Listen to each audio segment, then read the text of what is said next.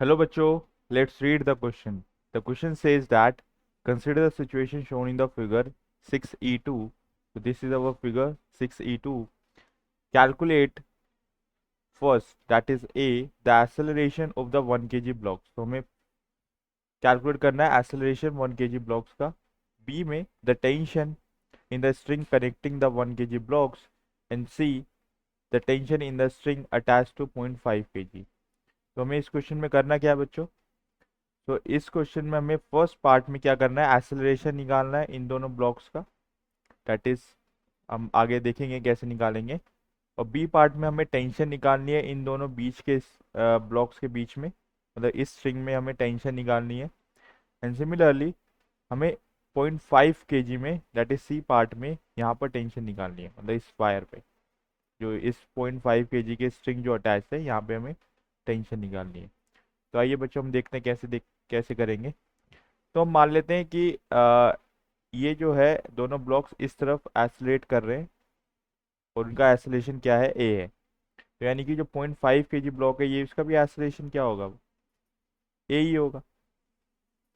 और हम यहाँ पे मान लेते हैं कि इस तरफ जो है, इसमें इस स्ट्रिंग में क्या है, टेंशन टी है. तो यानी कि जो ये वाला ब्लॉक है 0.5 kg वाला, तो इस पुली को टी टेंशन से खींच रहा होगा अपनी डायरेक्शन में. और ये जो पुली है इस ब्लॉक को अपनी तरफ टी टेंशन से खींच रहा होगा, राइट. क्योंकि टेंशन क्या है, एक पुलिंग फोर्स है. एंड सिर्फ अगर यहाँ पे टेंशन टी है तो सिमिलरली यहाँ पे भी टेंशन टी होगी. तो इसी टेंशन टी से ये पुली इस ब्लॉक को 1 kg ब्लॉक को खींचेगी, राइट. और ये 1 kg ब्लॉक इस पुली को टी टेंशन से खींचेगा. एंड सिमिलरली हम यहाँ पे मान लेते हैं क्या, टेंशन जो है इन दोनों ब्लॉक की जो स्ट्रिंग है अटैच्ड है इनके, इनमें टेंशन क्या है हमारे पास, T1. तो इस T1 से ये वाला ब्लॉक इस ब्लॉक को खींचेगा और ये वाला ब्लॉक इसी टी टेंशन से इस वाले ब्लॉक को खींचेगा. तो आइए हम वन बाय वन. और यहाँ पे क्या है, म्यू भी है, मतलब यहाँ पे फ्रिक्शन फोर्स भी लगेगा. अगर ए इस तरफ, ये ब्लॉक्स इस तरफ मूव कर रहे हैं तो इस तरफ हमारे पास क्या लगेगा, फ्रिक्शन लगेगा. ये इसमें भी, इस ब्लॉक में भी फ्रिक्शन इस तरफ लगेगा. तो आइए हम देखते हैं कैसे करेंगे इस क्वेश्चन को. तो हम ईच ब्लॉक का एफबीडी बनाएंगे और फिर हम न्यूटन लॉज ऑफ इक्वेशन को लिखेंगे.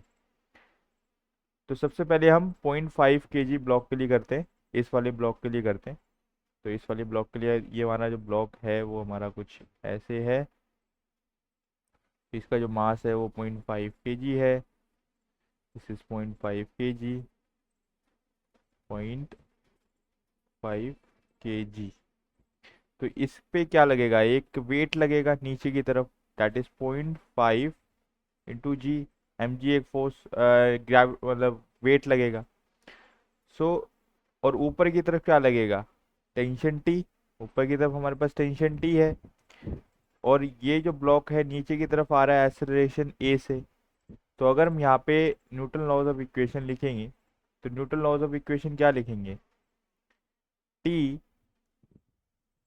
टी नहीं लिखेंगे, दैट इज 0.5 जी, क्योंकि नीचे डाउनवर्ड एक्सेलरेशन है. तो हम इसको क्या लिखेंगे, 0.5 जी minus T is equals to M a, यानी कि 0.5 ए.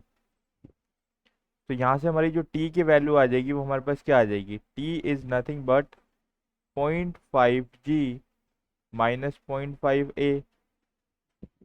और जिसको हम क्या लिख सकते हैं, 0.5 जी कहने का मतलब कि 5 × 10 जी हमारा एक्सीलरेशन ड्यू टू ग्रेविटी क्या होता है, नियरली 10 मीटर पर सेकंड स्क्वायर. तो 0.5 × 10 दैट मीन्स 5 माइनस 0.5 ए. तो यहाँ पे जो हमारी टी हो गई 5 माइनस 0.5 ए हो गया, where A is the acceleration. तो ये हमारी जो इक्वेशन हो गई, ये वाली इक्वेशन हमारी नंबर 1 इक्वेशन हो गई. तो इसको हम मान लेते हैं इक्वेशन नंबर 1. सिमिलरली अब हम क्या करते हैं, अब हम इस ब्लॉक के लिए एफ बी डी बनाएंगे. तो इस ब्लॉक के लिए जब हम एफ बी डी बनाएंगे, suppose this is our block और this is the horizontal surface.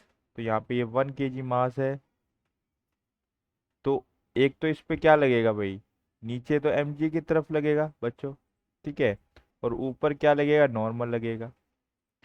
और इस तरफ टेंशन हमारी क्या है, टी है. और सिमिलरली इस तरफ हमारी टेंशन T1 है.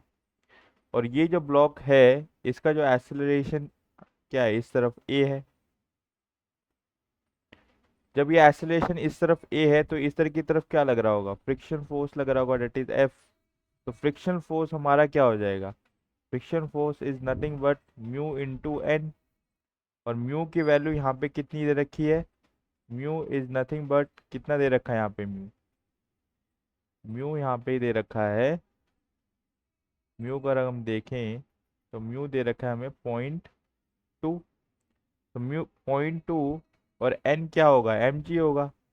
0.2 इंटू मास इज 1 इंटू में g is 10, that means 0.2 into 1 into 10 that is 2 newton. तो फ्रिक्शन फोर्स इसमें इस तरफ क्या होगा, 2 न्यूटन। और सिमिलरली इस ब्लॉक के लिए जब हम लिखेंगे तो उसके केस में फ्रिक्शन फोर्स क्या होगा, क्यू 2 न्यूटन ही होगा, क्योंकि यहाँ पे क्या है, कोफिशिएंट ऑफ फ्रिक्शन जो है वो भी 0.2 है और मास भी हमारा क्या है, सेम ही है 1 kg।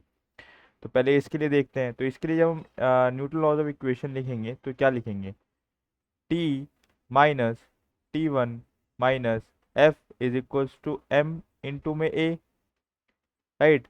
तो T minus T1 minus 2 is equals to M, क्या है हमारे पास 1 इंटू में ए दैट इज ए। तो ये हमारे पास क्या हो गई। और अगर हम इसको थोड़ा सा और सिंप्लीफिकेशन करें तो T minus T1 is equals to A plus 2 लिख सकते हैं। तो ये वाली जो इक्वेशन हो गई हमारे पास, सेकेंड इक्वेशन हो गई हमारे पास, ये सेकेंड इक्वेशन हो गई। सिमिलरली जब हम क्या करेंगे, अब हम इस ब्लॉक के लिए लिखते हैं। तो इस ब्लॉक के लिए इस तरफ तो क्या है, इस तरफ तो हमारा टेंशन T1 लग रहा है, इस तरफ हमारा टेंशन T1 लग रहा है, और इस तरफ हमारा क्या लग रहा है, F लग रहा है। तो इस ब्लॉक में देखेंगे जब FBD अगर हम बनाएंगे तो इस तरफ T1 और इस तरफ F। तो इसके लिए जब न्यूटन लॉज ऑफ इक्वेशन लिखेंगे तो क्या लिखेंगे, T1 minus F is equals to M A, that is point मतलब दैट इज 1 kg इंटू में ए। तो ये क्या हो जाएगा, T1 माइनस एफ, तो हमारे पास क्या था, यहाँ पे 2 न्यूटन ही था, एफ हमारे पास 2 न्यूटन ही था। तो F is 2 and 1 into A that is a. तो T1 इज इक्वल्स टू क्या हो जाएगा हमारे पास, ए प्लस में 2। तो ये हमारे पास थर्ड इक्वेशन आ गई। तो अगर हम इक्वेशन 1 में से t की वैल्यू और इक्वेशन 3 में से T1 की वैल्यू इस इक्वेशन 2 में पुट कर दें तो अब हमें क्या मिलेगा, तो अब हमें देखते हैं क्या मिलेगा। तो थोड़ा सा इरेज कर लेते हैं, इस क्वेश्चन को हम थोड़ा इरेज कर लेते हैं। इसको हमने इरेज कर लिया, ठीक है। और इस पार्ट को हम थोड़ा सा ऊपर ले गए।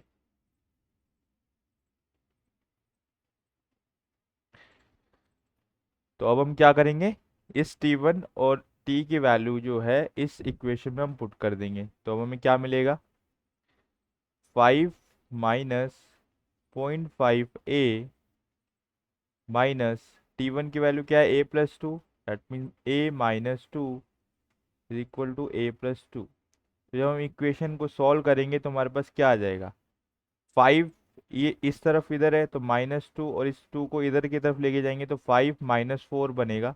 तो हमारे पास क्या बनेगा, 5 माइनस 4। और a वाले टर्म्स को हम उधर की तरफ लेके जाएंगे तो क्या होगा, 0.5 माइनस 0.5 a और minus A that is 1.5 a, वो भी माइनस का। और उधर जाके क्या हो जाएगा, प्लस। तो 1 प्लस में 1 दैट इज 2.5, 2.5 a। और जब हम यहाँ से सॉल्व करेंगे तो a की वैल्यू हमारे पास क्या आ जाएगी, a की वैल्यू आ जाएगी 1/2.5 इज नथिंग बट 0.4 मीटर पर सेकेंड स्क्वायर। जब हम इसको सॉल्व करेंगे तो क्या बनेगा, 0.4 मीटर पर सेकेंड स्क्वायर। तो यानी कि जो ब्लॉक होंगे उसका जो एक्सेलरेशन होगा वो क्या होगा, 0.4 मीटर पर सेकेंड स्क्वायर होगा। ये वाला जो आंसर है दैट इज बिल्कुल एब्सोल्युटली करेक्ट, 0.4 मीटर पर सेकेंड स्क्वायर। तो हमारा जो फर्स्ट पार्ट है वो तो हो गया, acceleration of the 1 kg blocks. तो यानी कि दोनों ब्लॉक्स का और इसका भी एक्सेलरेशन क्या होगा, 0.4 मीटर पर सेकेंड स्क्वायर होगा। अब हमें बी पार्ट देखना है। बी पार्ट क्या कह रहा है, the tension in the string connecting the 1 kg blocks. तो इन 1 kg ब्लॉक्स के बीच में क्या है, टेंशन T1 है, राइट। तो T1 हमें क्या गिवन है, T1 हमारा क्या है, इक्वेशन 3 से हम लिख सकते हैं A+2। तो यानी कि T1 की वैल्यू क्या होगी, A+2, और A हमारे पास क्या आया 0.4 प्लस में 2, तो इसकी वैल्यू कितनी हो जाएगी 2.4 न्यूटन। यानी कि जो हमारा जो टेंशन होगा, इस केस में जो टेंशन होगा T1, वो कितना हो जाएगा 2.4 न्यूटन, राइट। तो सिमिलरली जब हम सी पार्ट में हमें क्या पूछा गया है, the tension in the string attach to 0.5 kg, यानी कि इसमें हमें टेंशन निकालना है। तो इसमें टेंशन हमारी क्या थी, टी थी। तो टी की वैल्यू हमारे पास क्या है 5 माइनस 0.5 इंटू ए। तो अगर हम ये इसमें ए की वैल्यू सब्स्टिट्यूट करेंगे तो क्या होगा, T is equal to 5 minus 0.5 into a, और ए इज 0.4। तो 0.5 इंटू 0.4 क्या बनेगा हमारे पास, 0.5 into 0.4 is nothing but 0.5 minus 0.2, sorry 0.5 नहीं होगा, ये 5 होगा। तो this is 5, 5 minus 0.2 is equals to 4.8 newton. तो यानी कि हम कह सकते हैं जो इस स्ट्रिंग में टेंशन क्या होगी, इस स्ट्रिंग में टेंशन होगी 4.8 न्यूटन, राइट। तो हमने ये पूरा का पूरा क्वेश्चन सॉल्व कर लिया है। तो आई होप आपको ये समझ में आया होगा। Good luck.